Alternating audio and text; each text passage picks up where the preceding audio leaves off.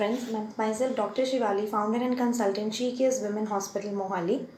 Today in this video, we'll discuss about one of the common disorders affecting females, which is known as the PCOS or Polycystic Ovarian Syndrome.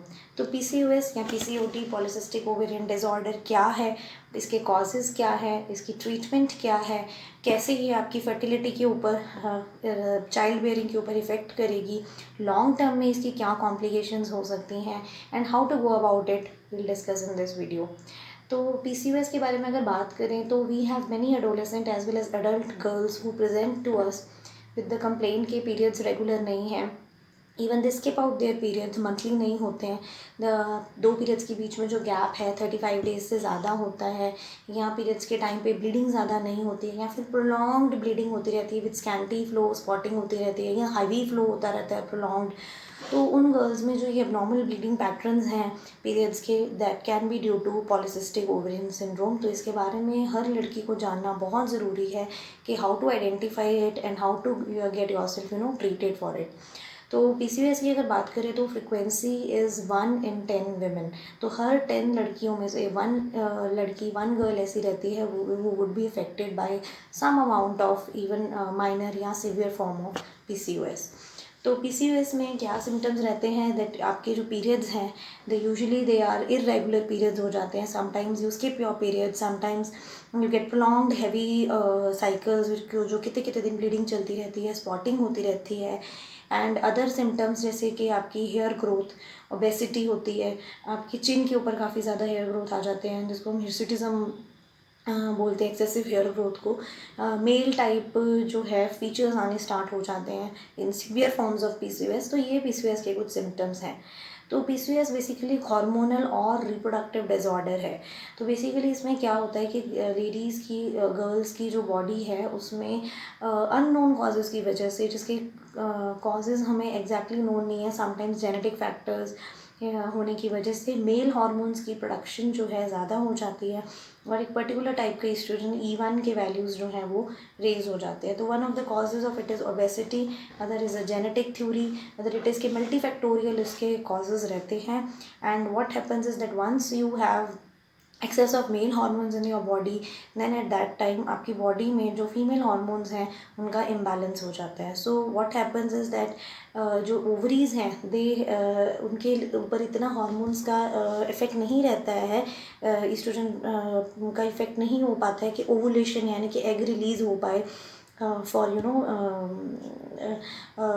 Proper time पे ovulation, egg release हो पाए ovary से, ताकि periods properly time पे आ पाए. So you have an ovulatory cycles, means आपकी जो ovulation है, एग रिलीज़ होने की जो प्रोसीजर है फ्रॉम दी ओवरीज, जो आपके मिड ऑफ द साइकिल में होना चाहिए, वो हर मंथ वैसे प्रिपेयर एग जो होता है वो प्रिपेयर्ड एग रप्चर नहीं हो रहा है, ट्यूब्स के थ्रू यूट्रस में नहीं आ रहा है, एंड आपको जो है पीरियड्स इरेगुलर हो रहे हैं. बिकॉज जो एन ओवुलेटरी साइकिल्स हैं, जो ओवुलेशन के बिना वाला जो आपके मेंस्ट्रुअल साइकिल है उसमें सिर्फ यूट्रस की लाइनिंग शेड हो रही है, तो उसमें आपकी जो है इरेगुलरिटी होती है. तो how to go about it is कि अल्ट्रासाउंड में हमारे पास क्या आएगा. अगर हम अल्ट्रासाउंड कराते हैं तो अल्ट्रासाउंड में in some ladies, not all but most of the ladies with PCOS they have ovaries के अंदर छोटी छोटी सिस्ट्स बन जाती हैं, जिसको हम बिल्कुल छोटी छोटी रसौलियाँ बन जाती हैं. एंड ओवरी का जो साइज़ है वो 1.5 to 3 times of the normal size से इंक्रीज़ हो जाता है. तो ये जो एक्चुअली जो फ्लूइड फिल्ड सिस्टिक मासेस हैं छोटे छोटे ओवरी के अंदर, जिसकी वजह से ओवरी की वॉल्यूम इंक्रीज़ हो रही है, ये वो अनरिलीज्ड अनरप्चर्ड एग्स हैं जो मंथ फॉर्म तो हुए बट वो रप्चर होके यूट्रस के में नहीं आए हैं, एंड वो ओवरीज़ के अंदर ही एकमुलेट हो गए हैं. ओवरीज़ का जो कैप्सूल है, जो अंडेदानियों की जो बाहर की जो झिल्ली है वो थिक हो जाती है, जिसको हम स्ट्रोमल थिकनेस बोलते हैं, तो वो इंक्रीज़ हो जाती है. इसकी वजह से एग्स भी रप्चर नहीं हो रहे हैं, वो बन रहे हैं बट वो रप्चर नहीं हो रहे हैं ड्यू टू हार्मोनल इम्बैलेंस. तो ये प्रॉब्लम PCOS लेडीज़ में आती है.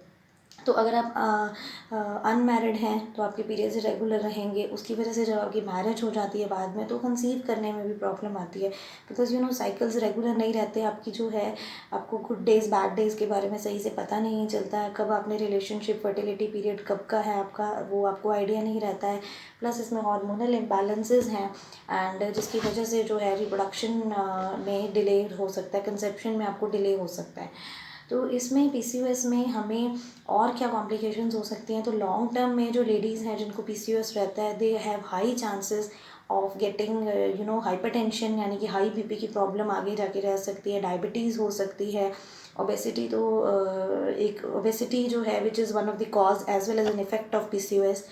एंड सेकेंडली जो है, they are more prone to uterine cancers in future. Endometrial carcinoma जिसको बोलते हैं, वो भी आगे जाके फ्यूचर में इन गर्ल्स में इंसिडेंसेस का थोड़ा सा ज़्यादा होने के चांसेस रहते हैं। तो PCOS की अगर हम ट्रीटमेंट की बात करें तो इसकी कोई सिंगल ट्रीटमेंट नहीं है एंड इसका कोई परमानेंट क्योर नहीं है। PCOS के लिए हमें देखना है कि whether you want to conceive इस टाइम पे और you want to get your periods regular. तो अगर आप अनमैरिड हैं और अपने पीरियड्स को लेके टेंशन में हैं, या अपनी एक्ने को लेके टेंशन में हैं, या हेयर ग्रोथ की वजह से आपको प्रॉब्लम हो रही है, तो हम उस टाइप ऑफ ट्रीटमेंट की तरफ जाते हैं जिसमें हम बर्थ कंट्रोल पिल्स दे के उस पीरियड्स को रेगुलर करने के लिए ट्राई करते हैं। एंड ऑल्सो हम इसमें मायोइनोसिटॉल्स और हेल्थ सप्लीमेंट्स लेते हैं, एंटीऑक्सीडेंट्स फॉर दी ओवरी जो होते हैं वो लेते हैं, देते हैं पेशेंट को। तो उनकी वजह से लॉन्ग टर्म जो है ऑक्सीडेटिव स्ट्रेस ओवरीज के ऊपर से कम होता है एंड पीरियड्स रेगुलर होने स्टार्ट हो जाते हैं। एंड प्लस इसमें बर्थ कंट्रोल पिल्स दे के हम रेगुलर एक टाइम के ऊपर पीरियड्स को इंड्यूस करते हैं ताकि जो आपके पीरियड्स है वो रेगुलर हो जाएं। एंड जिनमें इंसुलिन रेजिस्टेंस वाली PCOS है, मीन्स PCOS में क्या होता है कि जो इंसुलिन हार्मोन है जो हमारी बॉडी में शुगर को यूटिलाइज करता है, उसके लिए भी बॉडी में रेजिस्टेंस आ जाती है। तो वैसे केसेस में हम जो ज़्यादा ओबीज गर्ल्स हैं या जिस पे इंसुलिन रेजिस्टेंस आ रखी है, उन गर्ल्स में मेटफॉर्मिन नाम की एक ड्रग है, उसको ट्राई कर सकते हैं। उसकी वजह से पीरियड्स भी कंपैरेटिवली रेगुलर होने स्टार्ट हो जाते हैं, एक्ने और ये सब की प्रॉब्लम भी, और वेट लॉस में भी वो हेल्प करती है। तो ये सब ट्रीटमेंट्स हम इनमें दे सकते हैं। जबकि आप कोई मैरिड अगर गर्ल है तो उसमें हमारा ये रहता है कि हम जो ये एग्स हैं वो इसमें अकमुलेट ना हो, टाइमली रप्चर होते जाएं, और रप्चर होके एवरी मंथ एग रिलीज़ होए, ताकि पीरियड्स रेगुलर भी तो होए ही, साथ में कंसेप्शन के चांसेस भी इंक्रीज़ हों। तो ऐसे गर्ल्स में हम जो है ओवुलेशन इंडक्शन ड्रग्स देते हैं, जिसकी वजह से हम इंड्यूस करते हैं एग के रप्चर को ओवरीज में से। तो ये PCOS का हमारा मेन ट्रीटमेंट प्रोटोकॉल रहता है। अदरवाइज़ अगर हम बात करें कि क्या PCOS सिर्फ ओबीज गर्ल्स में ज़्यादा देखी जाती है, तो ऐसा है कि ज़्यादातर जो लड़कियां होती हैं PCOS से इफेक्टेड वो ओबीज ही रहती हैं, लेकिन लीन और थिन गर्ल्स में भी PCOS होने के चांसेस होते हैं। तो PCOS में जो है हमारे बायोकेमिकल जो चेंजेस आती हैं बॉडी में, कि जो हमारे हार्मोन्स के लेवल्स हैं, जैसे LH FSH जो 2 हार्मोन्स हैं हमारे, जो रिप्रोडक्टिव हार्मोन्स को रिलीज़ करने में ईस्ट्रोजन प्रोजेस्टेरोन को हेल्प करते हैं, वो LH FSH की रेशो ऑल्टर हो जाती है। तो ये सारे रेशोज़ दे के या फास्टिंग इंसुलिन लेवल्स करा के, रैंडम ब्लड शुगर्स करा के, ये हम जान सकते हैं कि हमें PCOS है या नहीं है। देन हमारे फ्री टेस्टोस्टेरॉन लेवल्स जो कि मेल हार्मोन्स के लेवल्स हैं वो भी ब्लड में ही इंक्रीज़ हो जाते हैं। तो इस तरीके से हम PCOS का डायग्नोस कर सकते हैं। एंड ट्रीटमेंट हमने ऑलरेडी डिस्कस किया है। सेकेंडली इसमें डाइट मॉडिफिकेशन बहुत ज़रूरी है। कई बार देखा गया है कि कुछ ऐसे डाइटरी फैक्टर्स हैं, जैसे कि अगर आप हाई शुगर की डाइट ले रहे हैं, जैसे कि आप बट पोटैटोज़, वाइट राइस ये सब खा रहे हैं, या आप मेयोनेज़, बाहर के पिज़्ज़ाज़, बर्गर्स इन डाइट्स पे हैं, फैटी स्पाइसी फूड पे हैं, तो ये प्रोवोक करती है PCOS को। तो ऐसी गर्ल्स को जो है इनको अपनी डाइटरी मॉडिफिकेशन करना बहुत ज़रूरी है। Secondly weight loss is very important, क्योंकि जितना ज़्यादा वेट होएगा उतना ज़्यादा फैट में आपका E1 जो हार्मोन है, ईस्ट्रोजन E1 टाइप का, वो ज़्यादा बनना स्टार्ट हो जाता है, जिसकी वजह से फर्दर ये विशियस साइकिल जो है पीरियड्स इरेगुलर होने का, इंसुलिन रेजिस्टेंस होने का, ये चलता रहता है। तो weight loss is needed, but हाँ बहुत ज़्यादा विग्रसली वेट लॉस नहीं करना है, बहुत ज़्यादा विग्रस डाइटिंग भी नहीं करनी है, because too fast weight loss, too fast weight gain will lead to irregular periods only. तो आपने वेट लॉस करना है long term slow with the help of some dietitian and अपने गायनोकोलॉजिस्ट से सलाह लेनी है। सो फ्रेंड्स, अगर आपको PCOS को लेके आपको कोई भी टेंशन है या आपको PCOS की प्रॉब्लम है, तो इन दैट केसेस में you can book an appointment with us. Thank you.